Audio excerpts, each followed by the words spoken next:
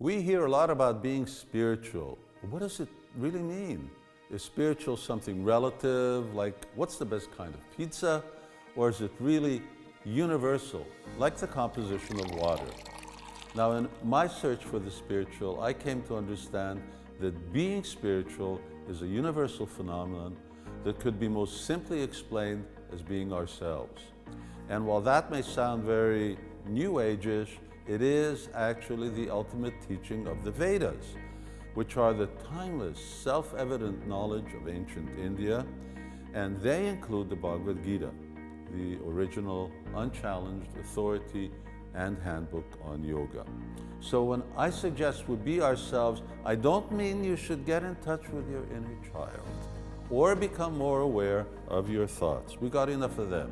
What I do suggest is that you learn from the Vedas just actually who you really are. Learn from the spiritual authority what it means to be spiritual. Makes sense? That's how we learn anything, from the authority on a subject. So then, what do the Vedas teach? The Vedas explain that we are not what we appear to be. Namely, we are not this body, and not even the invisible yet highly active mind. Rather, we are the source of consciousness in both body and mind. We are that essence which does not change despite being in a body of constant change. Moreover, that conscious essence is timeless and continues on in another body, even after this one dies.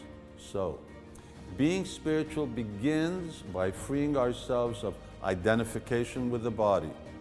That means we see the body as an instrument of the self and give up identifying with our profession, with our race, our gender, our age, and the trappings that such false ego brings, like fashion, makeup, social media, and all the prestige things with which we compete with our neighbors. So the first part of being spiritual is both knowing and living like you are a non-material being. Now, the second part is knowing what that conscious essence, your spirit, really is. The Vedas say that we are all part and parcel of the Supreme Essence, the universal consciousness that is both everything and yet, as a Supreme Being, is a separate from everything. Now that is pretty deep stuff. Think of that. We are simultaneously one with and different from the Supreme Spirit.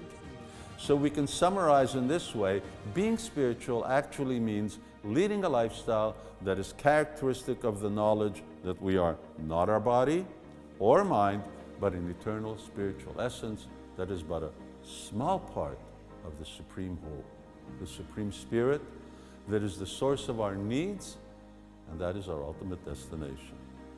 That is being ourselves, and that is being spiritual.